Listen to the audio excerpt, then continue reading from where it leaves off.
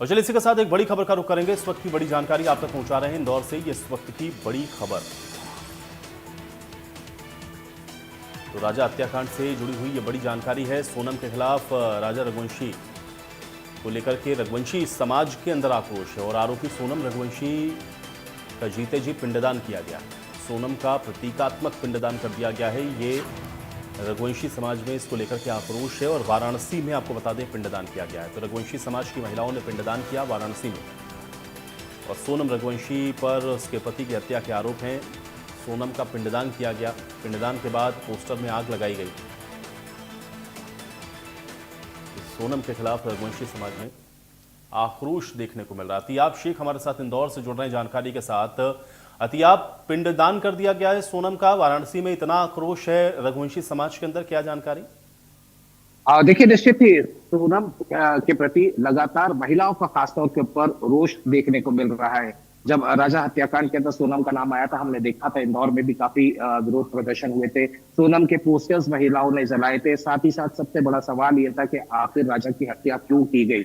अब राजा रघुवंशी का परिवार ये कह चुका है कि वो जीते जी अपनी तरफ से उनकी बहू, यानी क्योंकि ब्याह कर लाई गई थी सोनम उस परिवार में, उसका जीते जी अब पिंडदान करेंगे। लेकिन उसके पहले समाज के लोगों ने, समाज की महिलाओं ने वाराणसी के अंदर एक प्रदर्शन करते हुए प्रतीकात्मक रूप से सोनम का जीते जी पिंडदान किया है। निश्चित रूप से ये कहा जा सकता है कि जिस तरीके से पूरा घटनाक्रम रहा, इस पूरे घटनाक्रम ने पूरे देश को हिला कर रख दिया था। और सबसे बड़ा सवाल यही था कि यदि उसने शादी नहीं करनी थी राजा से, तो वो मना कर सकती थी सोनम। और इस मामले में जिस तरीके से इस हत्याकांड को अंजाम दिया गया था, वो बेहद विभत्स और झंझोर देने वाला कृत्य देखा जा सकता है। तो निश्चित ही आयुष, इस पूरे मामले के अंदर रोष लगातार है। परिवार, राजा रघुवंशी के परिवार में भी रोष है। वो लगातार इस बात को कह रहे हैं कि हम जीते जी यहाँ पर पिंडदान करेंगे। तो वहीं वाराणसी की महिलाओं ने घाट पर जाकर प्रतीकात्मक रूप से बिल्कुल, लेकिन एहतियाब, कल ही हम लोगों ने देखा कि राजा के भाई की तरफ से भी ये पिंडदान की बात कही गई और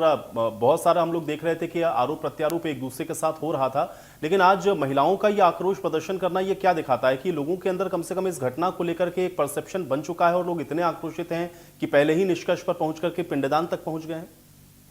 एब्सोल्युटली, ये कहा जाए कि देखिए, जिस तरीके से लोगों के सेंटिमेंट्स भी हर्ट हुए हैं इस पूरे कांड को अगर हम देखते हैं, तो लोग इसी बात का सवाल का जवाब चाहते थे कि आखिर मारने की जरूरत क्या थी। यदि जिस थ्योरी के ऊपर बात की जा रही है कि जिसके ऊपर पूरा केस टिका हुआ है कि राज का और सोनम के बीच में अफेयर था और जिसके चलते राजा की हत्या कर दी गई, तो इस पर सवाल लगातार यही उठ रहा है कि ऐसा होता तो बोलकर, बताकर या राजा से डिवोर्स भी लिया जा सकता था। ये परिवार भी कहता है और उस बेसिक मकसद की बात अभी तक किसी को समझ में नहीं आ रही जिसके कारण राजा की हत्या की गई थी। ये परिवार भी कहता है, राजा के पिता भी यही बात कहते हैं, राजा की माता भी यही बात कहते रही। और आपने जिस बात का जिक्र किया कि लगातार दोनों ही परिवारों की तरफ से ये कहा जाए कि बोला जा रहा था, हालांकि सोनम के भाई हमेशा इस बात को कहते हुए नजर आ रहे थे कि वो राजा रघुवंशी के परिवार के साथ में वो अपनी बहन को त्याग देंगे, उससे किसी तरह का रिश्ता नहीं रखेंगे। लेकिन इसमें यूटर्न हमने कल देखा जब गोविंद रघुवंशी सामने आए और उन्होंने कहा कि मैं पहले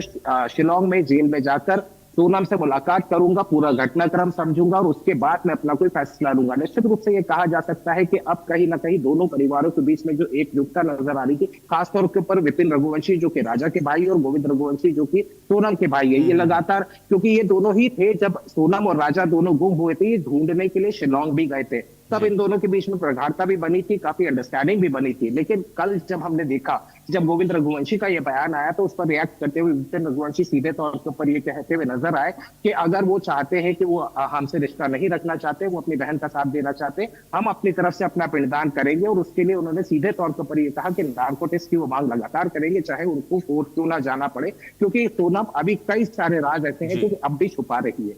जी चलिए एहतियाब, बहुत शुक्रिया इस तमाम बातचीत और जानकारी के लिए। बढ़ेंगे आगे। छतरपुर में बागेश्वर धाम में बीते दिन